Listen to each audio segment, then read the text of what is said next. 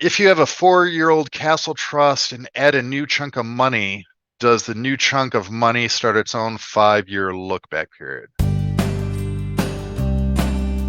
Welcome to Barry's Bites. Please join our host, attorney and financial advisor Chris Barry.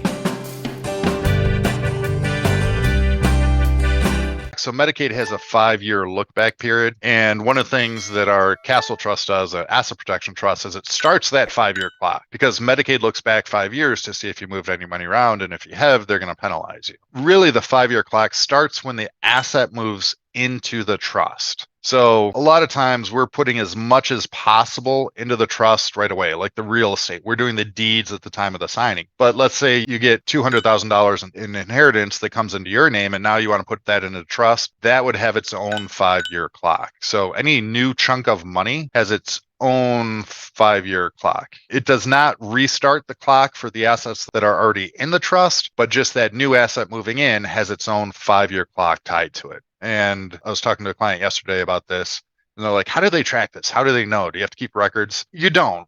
Really, what happens is if you were to need nursing home care and apply for Medicaid, they're going to then at that time look back 5 years, and they can pull the last 5 years of your bank statements and see if you moved any money around. And if you have, they're going to penalize you. So if we set up the Castle Trust 10 years ago, we move the majority of the money in, we make it 10 years, great. But then all of a sudden now another $100,000 comes into your name because you won the lottery, you get an inheritance, and now you want to put that $100,000 into the trust, that would have its own 5-year clock.